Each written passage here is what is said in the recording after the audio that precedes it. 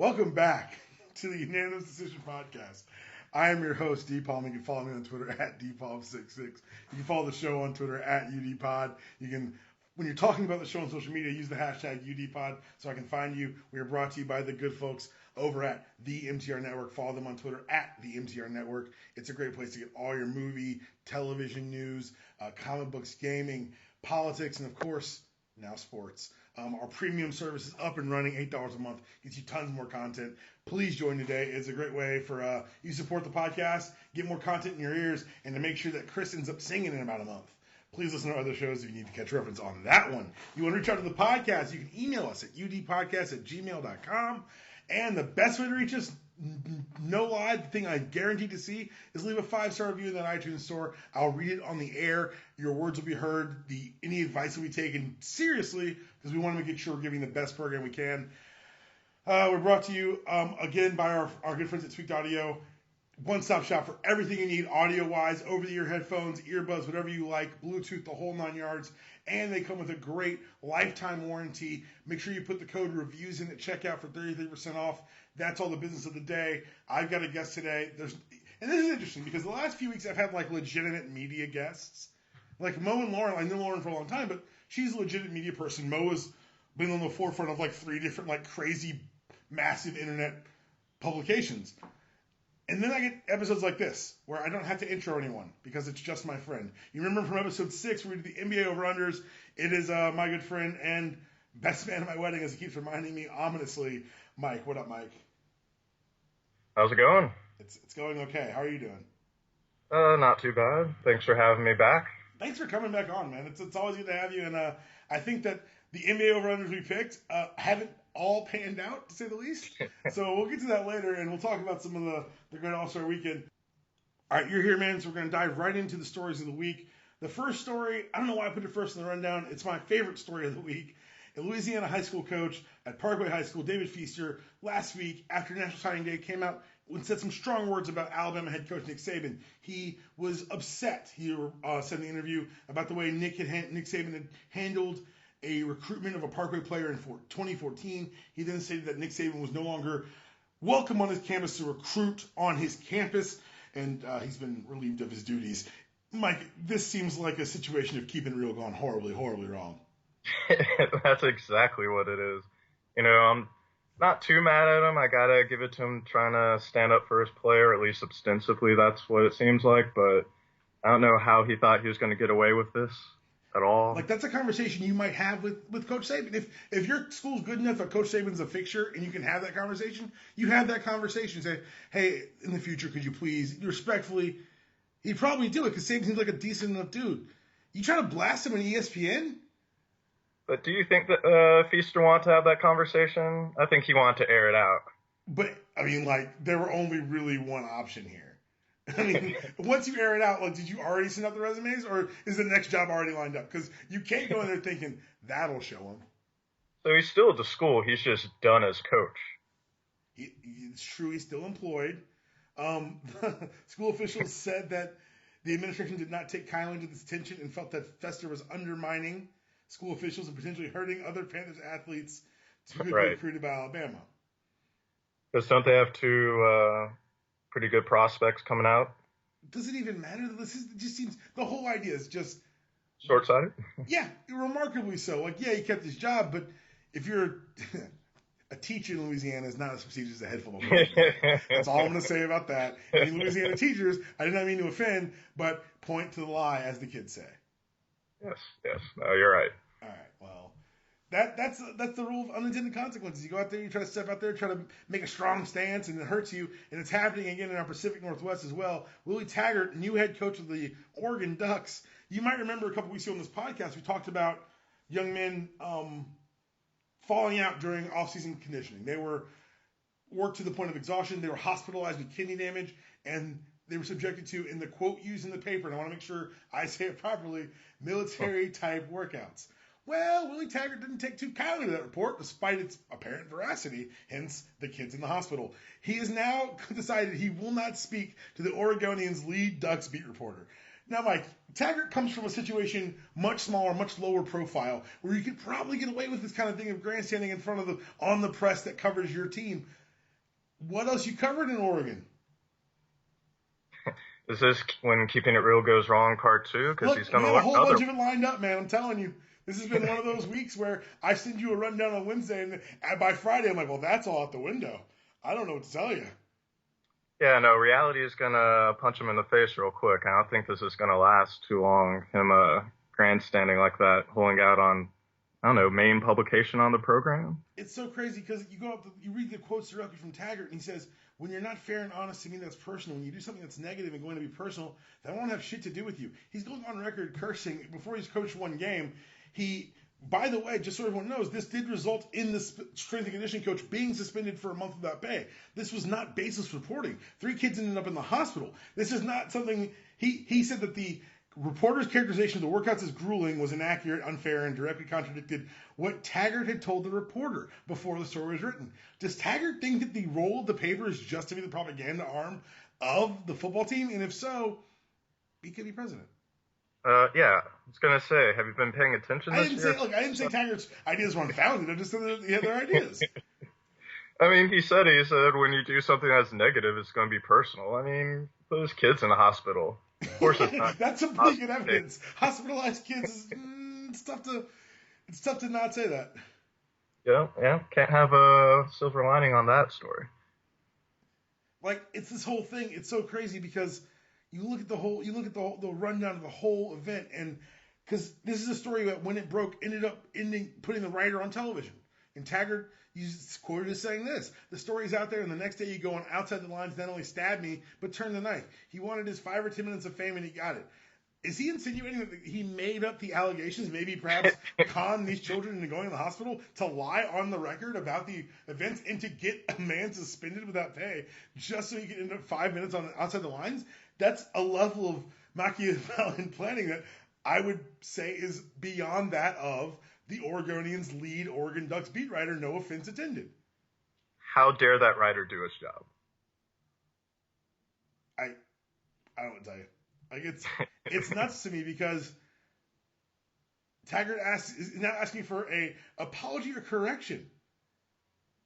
You got to realize that if Taggart from the beginning had just said, some players are hospitalized, yes, the strength and conditioning coach has been reprimanded and new limits have been put in place for off-season workouts. Dunzo. Yeah, it's a wrap. Needs to realize not all good presses. Yeah, this kid handling this beat writer handing in the story, it gave him the chance to look like the magnanimous leader of Oregon, someone you could hitch your wagon to, someone you'd want your kid to be recruited by. And now you're like, wait, why is this still a story? Oh, because Taggart won't shut the fuck up. Yeah, I'm sure recruits are going to love to see how these off-season workouts go. And it's so crazy because even the stories I've read on this have like notes upon corrections. And it's the whole thing. And I don't like the fact that it's sports media reporting on sports media.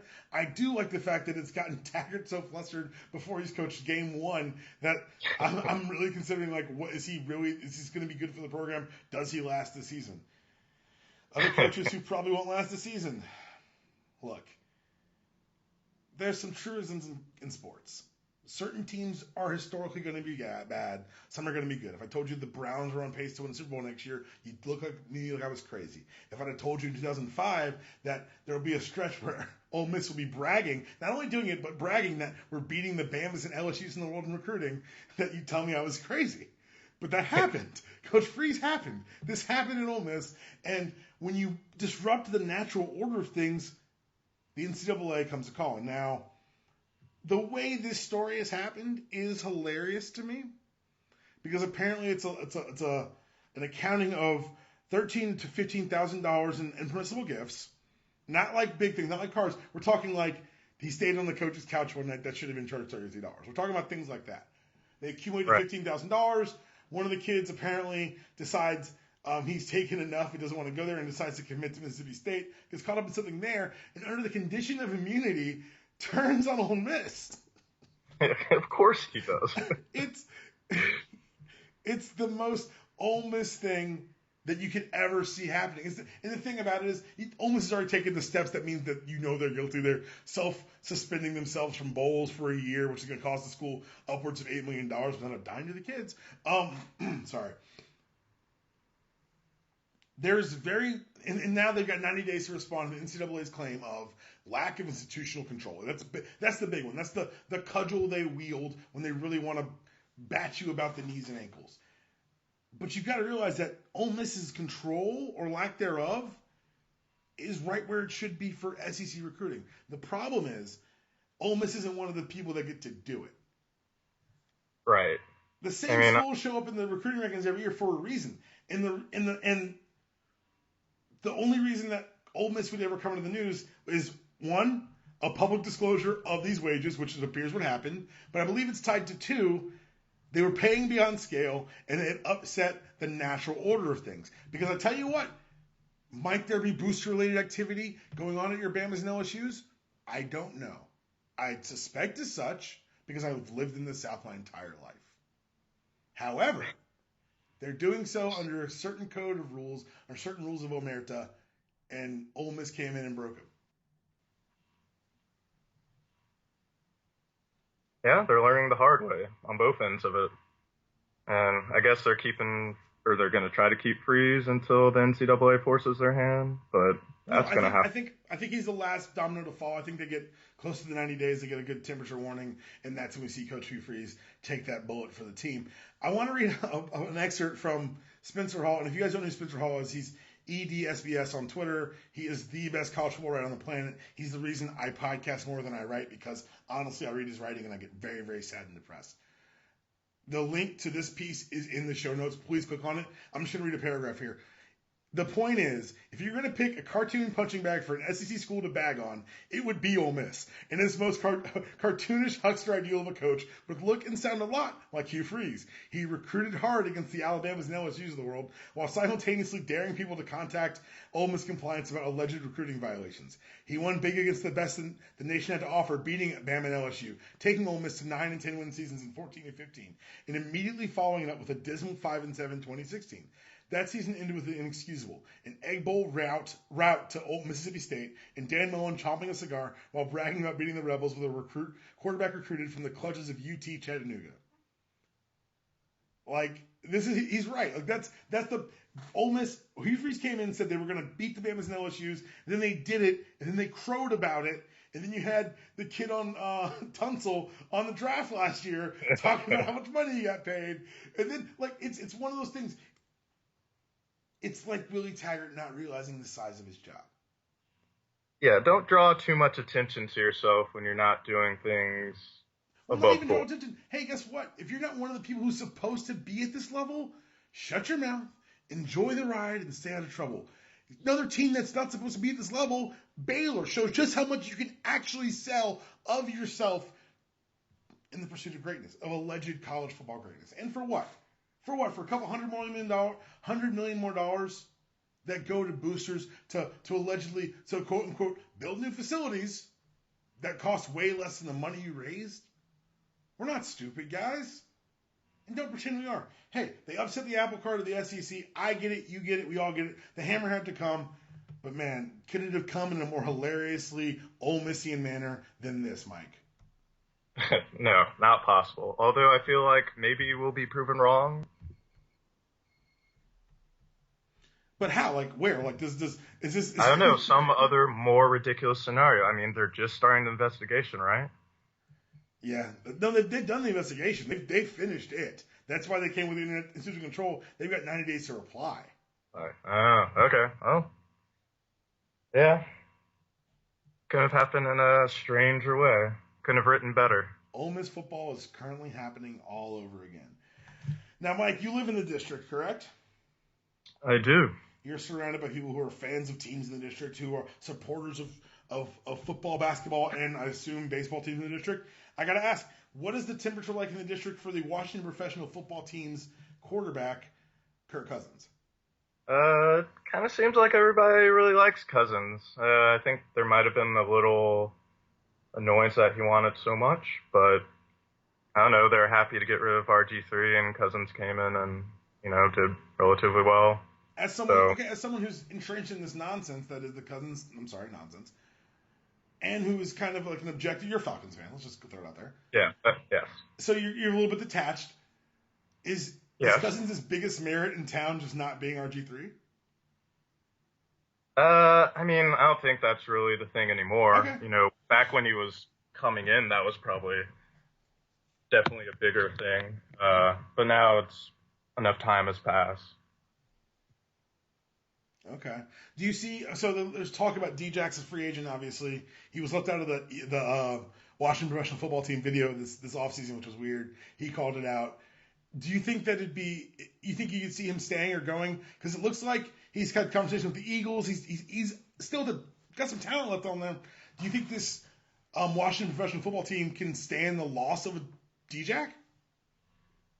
No, probably not. I mean, what are they going to replace him with? Exactly. But also, I don't think they can afford him. They have to clear some cap space to really be able to sign him back, right? So I couldn't agree more. But now we're talking about cap space, so let's talk about this. So the rumor is the going rate for Kirk Cousins is looking to be 25. That's a lot of money for Kirk Cousins. I'm sorry, I don't care who you are. Even if you franchise him again, we're talking about a number around that place. Jay Cutler's in Chicago, and people feel the way they feel about Jay Cutler partially because of the look he always has on his face of like I'd rather be doing anything else in the world. yeah, And that's fine. But talent wise, I would to say Jay Cutler's either not tough or bad at football is wholly inaccurate. We can have the Cousins versus Cutler debate, but Cutler's on the books right now for 12, and Chicago wants to trade him. Would you rather pay Kirk 25 or pay Jay Cutler 12? ooh, I mean that's kind of tough. Hold on, better yet, Cutler, the Bears would say yes. If you send them a fourth rounder for Jay Cutler, they just want him gone. true, but like what? Cutler's coming off of shoulder surgery on his throwing arm, right? Another injury, you're right. He was all pro back in what, '08, so it's been a minute since he's kind of played at that level. I mean, it's not. Are you equating Cousins to an all pro level? He's been better more recently. Oh my god. That's what I'm God, saying. I've been brainwashed. Blink twice, we'll come get you. We'll take you to Magic City. It'll all be fine. We'll get you. I can only withstand so much brainwashing in DC, so I've held off on the political end. The Washington football team, I've gotten it. Fair enough. NFL offseason rolls on with players in the news for the wrong reasons, but at least one or both of them actually for pretty interesting ones. Darrelle Revis was arrested. We all heard about this a couple weeks ago in Pittsburgh for allegedly being followed down the street and videotaped by someone, asking them not to film anymore. And what happens next from the I guess victims' accounts is a little blurry. I'm not gonna lie. I've read it from like 3 different accounts, but it ends with them unconscious and Revis walking away. Mike, let's say the worst version of the story is possible. From everything from the video where they're following Revis, you hear him say, "Please don't follow me. Please don't film me." It's 3:00 at night. He's walking alone. To them being on the ground, how is Revis anything but a hero in this story? I mean, it's kind of hilarious. Have you seen the video? Yes.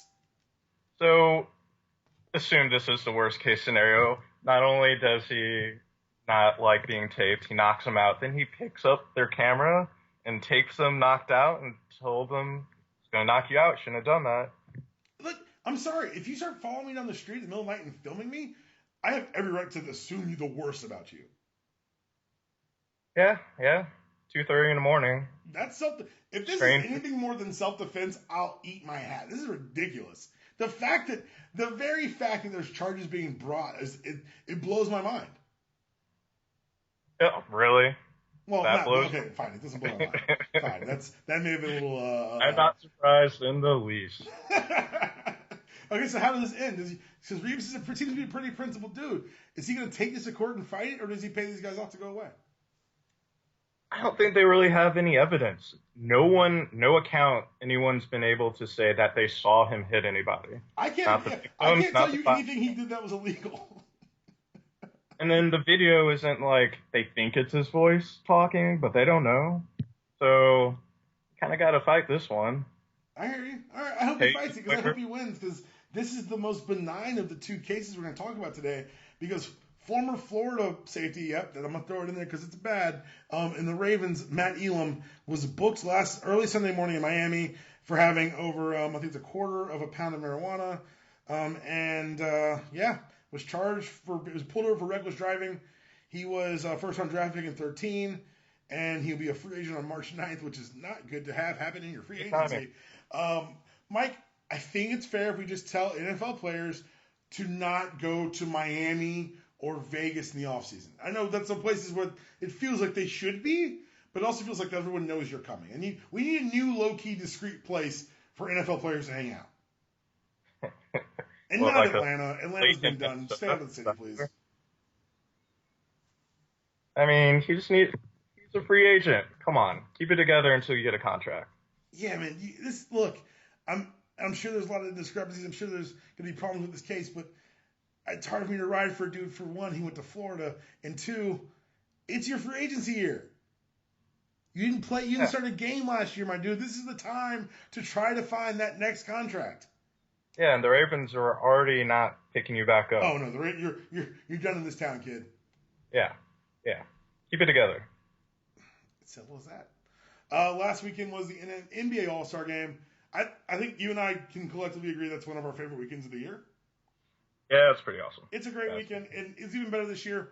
And you can't talk about this All-Star Weekend without talking about the idea of protest or speaking your mind against social issues. And people say, oh, I don't want politics in my sports. I don't want to be faced with that. You had Nike roll out the equality ad that co-opted some civil rights imagery I wasn't entirely comfortable with, but I appreciate the sentiment. And then you got to remember that this entire All-Star Game existing, that it happening in New Orleans, is in itself an act of protest. This is an All-Star Game that was booked to occur in Charlotte, North Carolina. HB2 happens. NBA says, hey, man, we can't rock with that. We're out.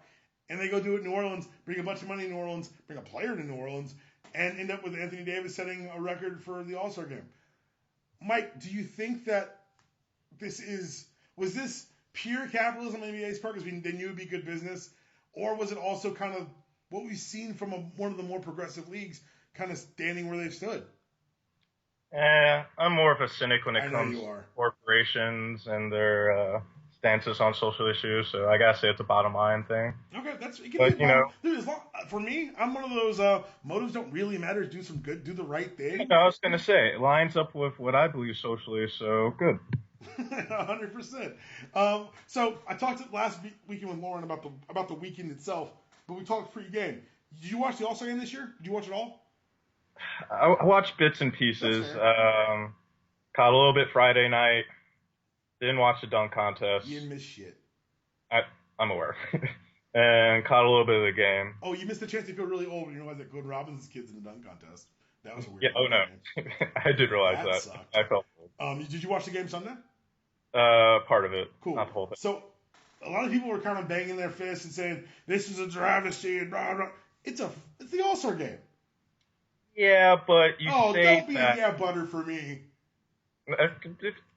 Hear me out. There have been games that have been more competitive. But that's not why we're here. No, it's not, which is why I don't care that much. But, playing devil's advocate, you're getting the best players in the world together, play against each other, and it would be kind of cool to see them actually go at it a little bit and not just make it an alley-oop fest for... But that's like my counter-argument to that is because of how this season's gone, particularly this season, and because of how talent-rich the league is, that's every night. No, it's not. It's not the same thing. Oh, I watched LeBron and Carmelo go at it last Thursday, man. What are you talking about? That's two people. There are a few more on both teams. Come on, you want the embarrassment of riches. But let's talk about this then. How do you incentivize those players to pay harder? Because you know what I learned about this week? I learned about the NHL All-Star Weekend, and it's fucking crazy. It is. It's great. I don't know why people don't watch it. They divide into teams, 3 teams. Yeah. The first 2 teams play each other, and then the winner plays. And I think it's there were teams with 3-on-3, I think. I think so, yeah. It's nuts. If they do a tournament-style 3-on-3 tournament, the winners each get $3 million. I was like, wait a second, I would love that. If you bring that to the NBA, I am 100% in. And not just the game in the NHL, all the other events around. So you have a team for the dunk contest, a team for 3-point shootout. This is a thing you accumulate points over the weekend. Yeah, But aren't the NBA is already incentivized? Don't they get some sort of bonus for winning, and MVP gets a bonus? I mean, it's not that much. The incentive right now is you can't go on vacation, but you might as well have fun. No, but they get paid though if they win. I'm sure, but wouldn't it be more fun with a giant novelty check given to 3 guys? You want a 3-on-3 tournament? I want a 3-on-3 tournament. I have no idea what that looks like with NBA caliber players. So I kind of want to see it. See, just there are ways to do this to make it more, I guess, entertaining for you guys. I, for one, loved the All-Star Game. If I can get the drama of will Russie throw the oop to Kevin, and then I get Russie dropping threes and giving the best reaction shots possibly in the history of mankind. And arguing with people on the other bit. He's arguing with Kyrie Irving while he's taking threes and putting him in Isaiah Thomas's eyes. It was amazing for me. I'm an All-Star Game truther. Another sad truther that came out of the All-Star Game. Look, man, I could have gone to Duke. Like, I got in. And I was like, oh, maybe I should have gone to Duke. I'm happy I went to Columbia, but then a couple of friends went to Duke. Done something different in my life. And, Kyrie got out in a year as a flat earth truther, didn't he? Yeah. Yeah. So I gotta ask, is this trolling or did it feel real to you? Because it felt real to me. Oh, no. Kyrie felt real, but did you see what Draymond said? No. Yes. Oh, yes. Quote, I don't know. I haven't done enough research. It may be flat. That's trolling. I don't know. But then, is there like a hidden society of flat earth truthers in the NBA? Because I'll tell you what, when I talk about athletes, I defend basketball players. As they were on college campus for at least a year. They're all kind of smart. They can all think critically. Like, if this is like you played AAU with some of these guys who are currently in the league. Is this something that just happens? Do people think this? I don't know. I'm just as surprised as you are. Mike, but don't you remember? These circles in me. I need answers. Wasn't it a few years ago where B.O.B. was a flat earth truther and he got into it with Neil deGrasse Tyson? And then the internet deleted B.O.B. because that's the first time I've thought of him since that happened. Well, that's what happens when you... Oh, I know what the outro song is now. Damn it. Oh, you very rarely get to see it happen in real time, folks. There it was. Okay. Wow, that was really good for me. I didn't plan on that. So, we have Flat Earth Truthers. The NBA's back in full swing. But before it got back in full swing, we had a trade deadline that wasn't a trade deadline. Hey, Boston, if you're going to hold on to these picks, I need you to do something with them. It's gotten insane. I'm going crazy. Philly, why didn't you move Okafor? I'm mad about the trade deadline, Mike. But did you really have high expectations? Yes, Mike. We got a first-round draft pick in play. You have Paul George who wants to leave. Like, what are we talking about here? How do we get through Thursday with the Celtics holding all their picks still? And of the three centers in Philly, Nerlens Noel being the one traded. Aren't the others injury-prone or? No, Embiid's injury-prone but good. The other one, whose name I just forgot, Okafor, is objectively bad. Like if you watch the per minute stats when he's on the floor, the team is worse at everything when he's on the floor. Nerlens Noel is a capable NBA player, and I think the player development in Dallas might actually do some good things for him. What the hell is Brian Colangelo doing? You know what they did? And I don't know if you saw the terms of that trade when they traded with the Magic too. I'm just going off of Colangelo for a second here. I guarantee they said, the picks guaranteed 1 through 8. Okay, great. 18, see you later, click. Like, I was just, some of the trades, I was like, I'm going to Philadelphia, make me want to fight someone. And the fact that Okafor is still in a Sixers jersey, I know, I get it. People are going to say, D-Palm, they're trying to tank. I know they're trying to tank. But the fact that you have high expectations for their personnel moves at this point, come on, you live there. Their team's been garbage. That's on me because Colangelo's got his job because his last name's Colangelo. It's a good point. It's a real good point. So I'm going to let that one lie. Let's talk about the only trade that happened during the trade deadline, and I'd be damned if it didn't happen during the All-Star game. Boogie Cousins was gift wrapped and handed over in the basket of a bicycle by the Kings to the Pelicans for literally loose change. Like, he didn't even know it was happening. Did you see when he found out? That's a great video. I don't know. No one said specifically that I've seen that was when he found out, but it looks like it makes sense for that being the moment. He's doing a post-game presser at the All-Star game. Gets whispered to by some man in a suit. He says, "Oh, word." No. First they're like questions about the All-Star game first, and he's like, "What else are y'all gonna ask me about?" I hadn't even put that together. That maybe everyone else knew something and he didn't. Right. But, Mike, you look at this deal, and you look at some of the reports that come out afterwards that just make the Sacramento Brass look worse and worse. Apparently, there was a better deal for Andre Drummond on the table 2 days earlier. And it feels like it's a situation where the owner only moved on Boogie because he got enamored with Buddy Hield, who's the same age as Andre Drummond and who's hit fewer threes this year than DeMarcus Cousins. But the owner's determined to prove that he can be the next Steph Curry. Is this the same owner that tried to do like the... He floated the cherry picker offense, yes. I just made the connection, and now this all makes sense. For the listener, you all know who DeMarcus Cousins is. So here's what we got: the Sacramento Kings, got back in the trade. Buddy Hield, Langston Galloway, a top 3 protected 2017 first rounder, and a 2017 second rounder, which means the 2017 first rounder is going to turn into another second rounder. So you basically, and Tyreek Evans, who you already sent to New Orleans. So you and who Tyreek hasn't been back, good you get since Buddy Hield, Langston Galloway, and 2 second rounders. What? For people being hyperbolic, there are 3 players who are averaging 20 and 10 in the league this year, and now 2 of them are on New Orleans' team. I mean, that ignores the fact that they're 2 pretty mobile big men that's going to cause matchup problems for everybody. If they make the playoffs, them versus a 1-seed Warriors who have no interior help, that's terrifying for the Warriors. If they're not hitting threes. If they're not, okay, fine. It's potentially going to keep Steve Kerr up an extra 15 minutes. Yes. Dre's going to have to do some work in that scenario. He's going to have to do some kicking. I don't know. This has been reported openly. The Pistons tried to deal Andre Drummond to the Kings for DeMarcus Cousins, and the Kings said no. Andre Drummond is a top 5 big man in this league. Right. What is going on? I honestly feel like I'm reading, the more I read about it, the dumber it feels. You have Vlade saying, ask the agents, and being generally non-committal and very much like, this is not my fault. Meanwhile, saying that he had full basketball control. You've got Boogie giving tearful goodbyes to Sacramento radio. You've got, I'm literally, I don't get it. I don't get it. And apparently, the breaking point for the owner was none of the off-the-court stuff, none of the technicals, none of the suspensions. It was after they beat Golden State couple weeks ago, he heard his star player DeMarcus Cousins yelling, "Fuck Golden State." As opposed to an owner who says, "I love that kind of fire in my player." That owner says, "But we want to beat Golden State. Gotta get him out of here." Mike, what? That was the breaking point? That's it. That still doesn't mean you have to make a terrible deal.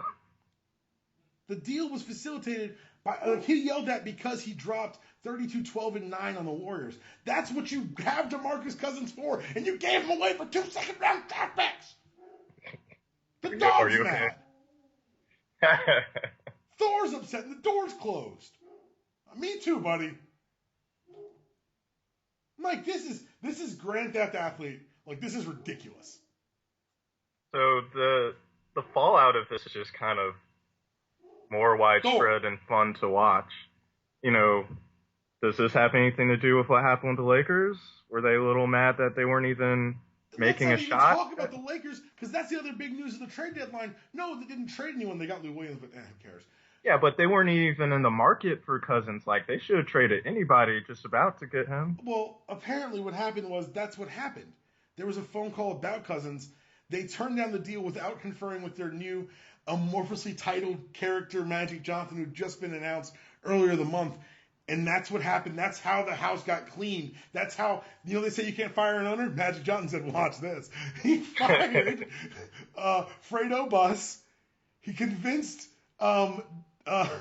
Genie Bus to give him full basketball control. I don't know what the hell happened. Apparently Magic Johnson is Marlo from The Wire, and I had no idea. You haven't been seeing the moves subtly happening? My name is my name, Mike. Look. He talked himself into that job. He took the job. He just came in and took it. Like, by the way, I run this now. Yeah. And you know what I feel really bad for? I probably shouldn't. What's the GM's name? Kupchak, man. Kupchak's been there for 17. He got him 3 rings. He fell into the trap of, we got to make Kobe happy. And then he fell into the other trap of, oh shit, the old guy's dead. I got to listen to his idiot son. And Yeah, I feel a little bad for him, but he's gonna be okay. Oh, he's gonna be fine. He's done all right. I'm not like I'm gonna be giving money to him on an expressway anytime soon. I'm just saying, hey, I think I got caught up in a cutting that was precipitated by Fredo Bus being Fredo Bus. I ask you this though: do you have any faith in Magic to actually, do something, I don't know, positive and good with this team? Can't be as bad as Jordan. That was rude and mean and inaccurate, man. But one of the big qualms about this team is that no matter what you think of them as a franchise, they've always been quote unquote cheap as far as scouting in front office, because unlike a Mark Cuban who made his money in tech, unlike some of these other owners, the Buses only have the Lakers. This is the family business. This is where all their revenue comes from. And Fredo getting demoted, like, he can never go back in the building. Do you think Magic took his office? Team still, right? Do you think Magic took his office? Probably, but Fredo still owns the team. I mean, he may be on the board or some shit. I don't know. I didn't see the paperwork. After this debacle, I'm like, who owns what? The Buses. I think they split it, right? Yeah, she must have split it more because this was a gangster move. You don't do this if you've got Little Bank. This is Big Bank taking Little Bank. This is what this was. Yeah, but Little Bank is still big. Look, I'm not weeping for Fredo. I'm just saying he can never go back in the building. Like, he has to get all his effects mailed to him. Like Magic's new secretary. Walks into his office and there's an empty cardboard box for him. No, not even. He can't come in. You know why? Because he had to stop by Magic's secretary to ask to make an appointment to speak to Magic, and Magic's secretary is his old secretary. He can't go back in the building. He's done in this town. Go be an investor somewhere. You're done here. Did you see Twitter receipts on Magic right after he got the position? That's fine. You know what? That's fine, and I get it. There should be jokes made about the Magic Hour. There should be jokes made about... No. Just like him talking about players. Oh, yeah. Well, guess what? That's the thing about Magic that I've learned, and because I came into this with all the jokes, and he can't get this done. But him saying things in the media that people are kind of mocking, like, I'm getting someone who understands the cap, that's good. That's a very Undolan-esque quality. That's someone saying, I know what I don't know. Because guess what Magic doesn't know about? Fucking coffee. Yet he owns a bunch of Starbucks. You know what else Magic doesn't know shit about? Movies. But guess what? He owns a bunch of movie theaters. He didn't know shit about baseball, but he got into that Dodgers group because it looked like a good investment. I trust Magic to delegate and be the inspirational face that the rebuild's going to need. Meanwhile, they got to get some real smart people in here to handle and fix up this shit. Because, Kobe, your money has hurt everyone, my friend. Not so much your wife, but everyone else. NBA back in full swing. The game of the week was Thursday, man. The Clippers and the Warriors. Do you remember when this is an actual rivalry? Like, people forget the backdrop of the Donald Sterling thing was Clippers-Warriors. I forget, but then every time there's a game, there are like 80 articles about how this is still right. Yeah, it's one of those. It's underrated until it's been mentioned too much. Now it's overrated. Right. But I swear to you, the score was 1-0. Paul Pierce from the bench must have said something in the general direction of Draymond. He could have said, "Hey man, good to see you again." Draymond let in Paul Pierce like he stole something, man. People say trash talk is dead. This was Easter. He said, I quote Draymond to Paul Pierce, who's on the bench chasing that farewell tour. They don't love you like that. You thought you was Kobe? Yo, Mike. To yell at a dude on the bench. That's some real heat. Yeah. I've done some trash talking, but I don't think I've ever had it out with somebody on the bench, let alone 1-0. It's so early. Nothing's happened. But that's my question. Like, Paul had to have chirped, right? Like, it had, like, unless we want to accept the narrative that Draymond's an actual crazy person, which I'm not afraid of. Why not both? That's fair. And we know Paul chirps. I mean, come on. But because he's collecting DNP CDs, he's not playing every night. Like, can you chirp from that position? Yeah, when you've had a good career, you can still. All right, that's the next follow-up then. Hall of Famer Paul Pierce? I think so. I say yes because he was part of the dramatic turnaround at a storied franchise. He brought a ring back to Boston. People forget, like, that season he got stabbed half to death and still played that season. I forgot about that. Like, we all make fun of the wheelchair game because no one's ever told me he was actually hurt with at that point. But you can't take away the stabbings. Like, he's had a long career. He had a career that overlapped with... Yeah, dude, a bunch of all-stars, never finished in the upper end of MVP voting. You know what he is? He's one of the guys who's in the hall but isn't an all-timer. Like, he's one of the guys who'll be in the hall, but he'll be hanging out with other people. Like, if he and Garnett walk in the room, everyone daps at Garnett. Right. The average not fan going to be daps that. at Garnett. It's like, hey, Mr. Pierce, will you take our picture? Like, that's the kind of hall member you are. Yeah. I think you're right. It's not going to be like that. It's not a bad place to be. He's the guy in the hall who can go to the mall. He can go shop for groceries. You know he's like 6'9", right? Did they ask him to get some shit for the groceries? Like, will you get that for me, big man? Like that, they're not gonna know who he. I'm sorry, unless he's in Inglewood, where he's from. I got nothing for you. All right. So the last time you were on episode 6, we talked NBA over/unders. We've got about 25 games left, so some of these are coming down to the wire. I want to talk about a couple of them with you. You got a couple seconds? Full disclosure, I was shooting from the hip. Oh, we both were. It's fine. I'm going to talk about a couple we disagreed on. Boston's line was 52.5. I said under. You said over. The emergence of Isaiah Thomas, I did not see coming. I'm not going to lie.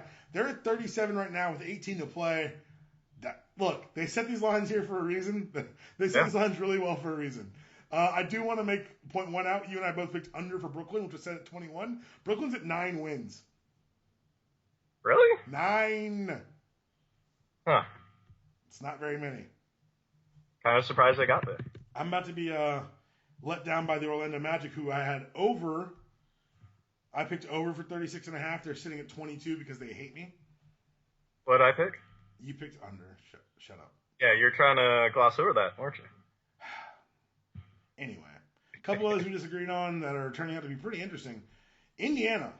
Pacers are sitting at 30. The line was at 45. Ooh. I said over. You said under. What? What is happening here? I'm getting killed. It's even a bad year for me. I mean, we may not go over these when the season's over.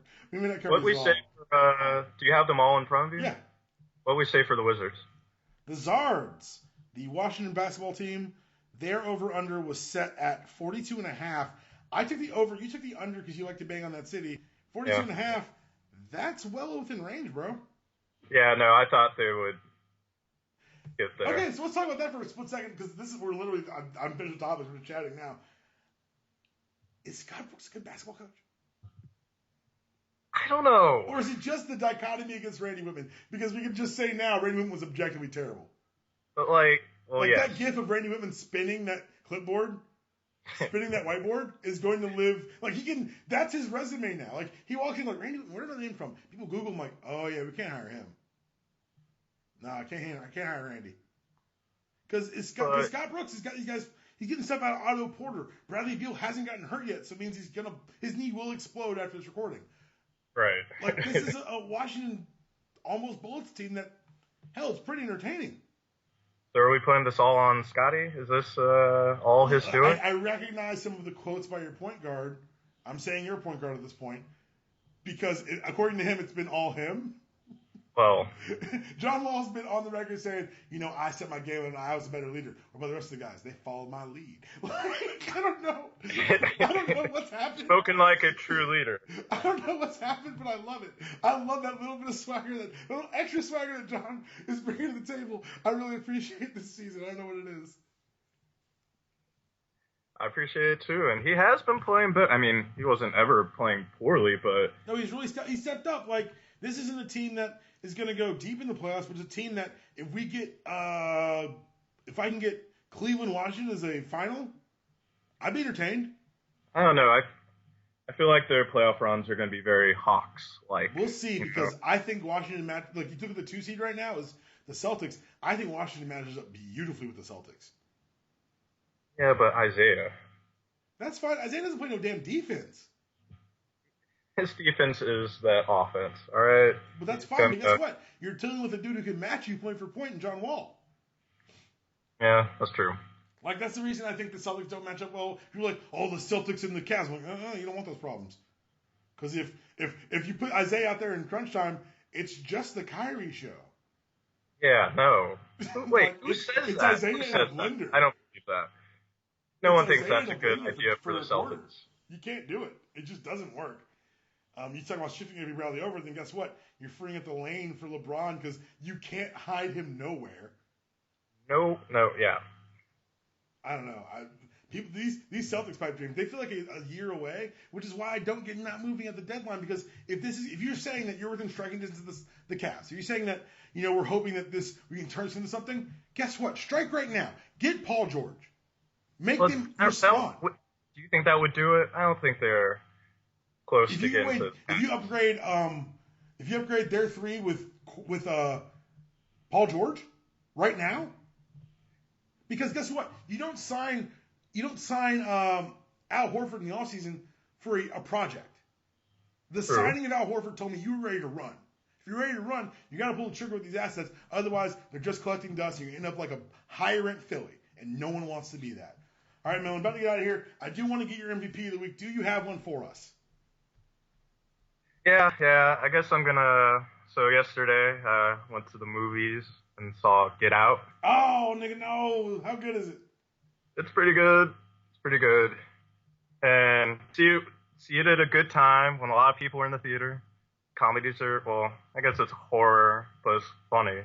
So see it with some people. Would you suggest seeing it in a diverse crowd? So I was literally like the border. So like to my right. Is that a light-skinned joke or what? Well, now it is. Thanks.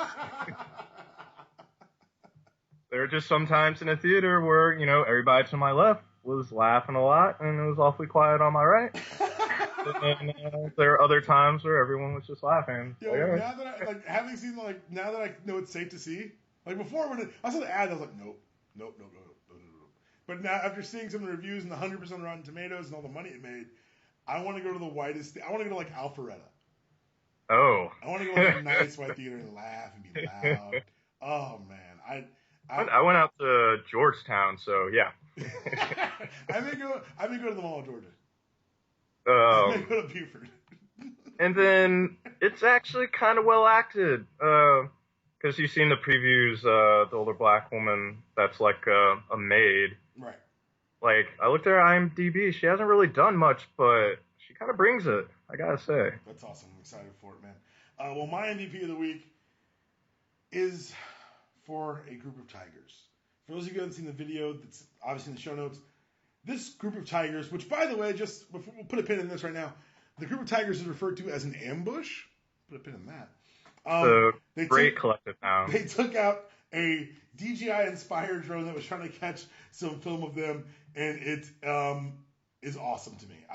It happened. Okay, before we get into the part of the video, it is filmed inside a tiger park in China that's not known for treating the animals well. Yes, I am aware of that. It's problematic. Yes. However, watching a group of tigers bat a drone out of the sky and then en masse devour said drone is objectively badass, particularly when looked at through the drone's own footage. Now, to collective nouns that are awesome. An ambush of tigers, Mike? Yeah, I mean, that's got to be top 5. Well, the murder of crows is going to be up there. Yeah, that's a pretty good one. Probably my favorite. Murder of crows is always pretty good. I just think that an ambush of tigers should get more press, 1. 2, we should stop killing tigers so we can actually have multiple ambushes of tigers. Right. Agreed. 3, animal on drone violence is a huge plus for this show. I did not know that about myself until I saw that video. Mike, any last words for the listeners? Continuing on your MVP, have you not seen that eagles are being trained to take down terrorist drones in Europe? Let's all time me out today. Mike up here with his fake news shit.